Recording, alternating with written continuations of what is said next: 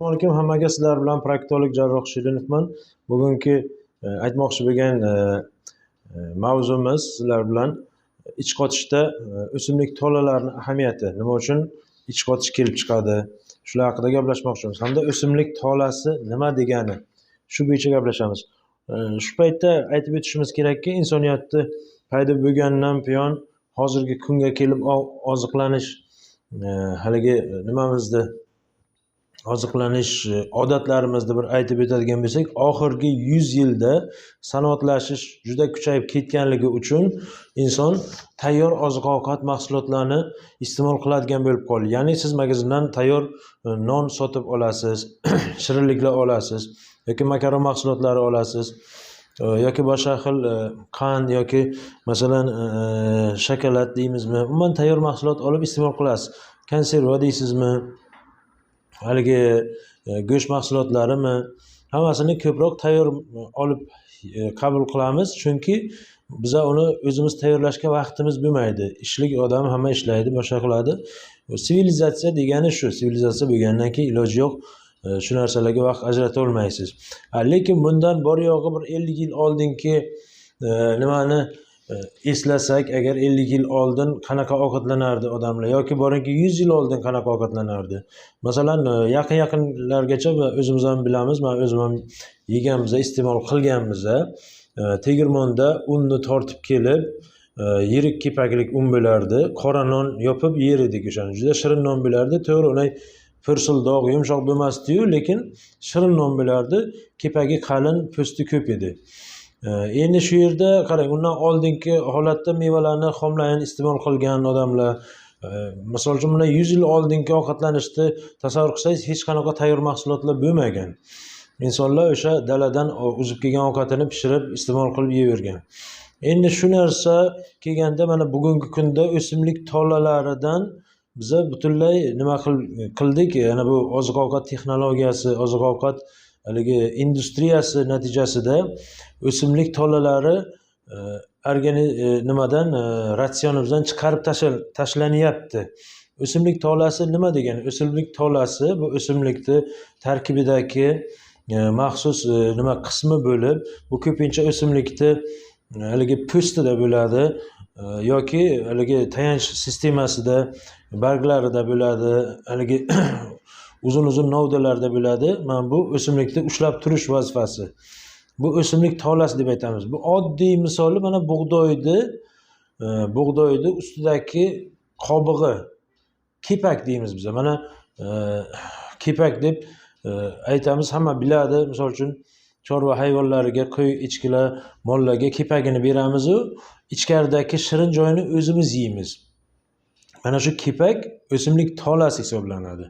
Bundan tashqari mana o'simlikning tarkibidagi bargli qismlari yoki o'simlik tolasi ko'p bo'lgan oziq-ovqat mahsulotlari deymiz. Mana turli xil mevalar, sabzavot, ayniqsa sabzavotlarda o'simlik tolalari ko'p bo'ladi. Endi o'simlik tolasini vazifasi nima? O'simlik tolasi shunaqa narsaki, organizm qabul qilganda bu hazm qilish jarayonida parchalanib ketmaydi. Chunki dag'al tola, organizm uni qabul qila olmaydi, hazm qila olmaydi. Lekin uni foydali xususiyati bu birinchidan axlatga shakl beradi, birinchidan, ikkinchidan suvni o'ziga tortib olish xususiyatiga ega. Ya'ni shimib oladi, bo'kadi-yu, kattalashadi, hajmi kattalashadi. Uchinchidan, ichakda mikroblarga oziqa bo'ladi. Mikroblarni ishlashi uchun, yaxshi faoliyatini yuritishi uchun o'simlik tolalari juda muhim. To'rtinchidan, mana yo'g'on ichakni harakati uchun o'simlik tolalari juda kuchli haligi stimul beradigan narsa hisoblanadi. Ya'ni ichakni qo'zg'atadigan narsa hisoblanadi. Endi tasavvur qiling, hozirgi kunda mana men sizga hozir ikkita rasmni ko'rsataman. Mana bu qo'limda o'simlik tolalari bor mahsulotlar ko'rsatib o'tilgan. Masalan, mana karam deymiz. Mana olma po'sti bilan turibdi. Mana brokkoli karami yoki haligi bodom deysizmi? Mana yasmiq, yong'oq, limon, umuman hamma o'simlik tolalari bular qayta ishlanmagan, tabiiy holda turibdi. Mana bularning tarkibida barcha o'simlik tolalari saqlab qolingan tabiiy holda. Biz shuni qabul qilamiz. Biz o'simlik tolasi bizga o'tadi. Endi mana bu ikkinchi rasmga e'tibor beradigan bo'lsangiz, mana har xil shirinliklar, mana shirinlik, makaron mahsulotlari, mana non, misol uchun non, xullas shunga o'xshagan shokolad deysizmi yoki boshqa xil kundalik qabul qiladigan oziq-ovqat mahsulotlarimiz, misol uchun hammasi o'simlik tolasidan ajratib tayyorlanyapti. Nima uchun? Chunki birinchidan o'simlik tolasidan ajratilgan mahsulotlar shirin bo'ladi. Shirin bo'lgandan keyin inson uni ko'proq qabul qilgisi keladi. U ko'proq qabul qilganingizda kimga foydasi? Foydasi shu narsani ishlab chiqaradigan zavod, fabrikalarga. Ya'ni ular sizga mahsulotni ko'proq sotadi, ko'proq daromad olish kerak. Shu uchun tinimsiz bu narsalar televizor yo boshqa narsa orqali reklama qilinadi-yu, lekin aslida tolaga hech kim e'tibor bermaydi. Aynan mana shu o'simlik tolalari ich qotishini oldini olish uchun juda muhim ahamiyatga ega. Qarang, bir kunda o'rtacha odam 25 gram o'simlik tolasi qabul qilishi kerak. 25 gram o'rtacha. Endi bu degani, masalan, 100 gram o'simlik mahsulotida 5 gramdan 25 gramgacha yoki 20 gramgacha o'simlik tolasi bo'ladi. Eng ko'p o'simlik tolasi bor mahsulot bu no'xat. Undan keyin mosh, keyin qora olxo'ri, karamda ko'proq, olmada ko'proq, lekin hammadan ham mana shu mevalarni, mahsulotlarni po'stida ko'proq.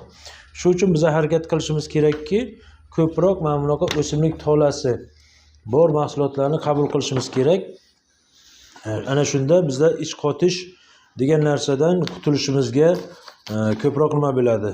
Demak, o'simlik tolasini foydasi bu shishadi, suvni o'ziga tortib oladi, ichakda faoliyatini kuchaytiradi hamda ichakdagi foydali bakteriyalarni, ya'ni mikroblarni faoliyatini yaxshi o'tishi uchun, yaxshi bakteriyalar ishlashi uchun xizmat qiladi.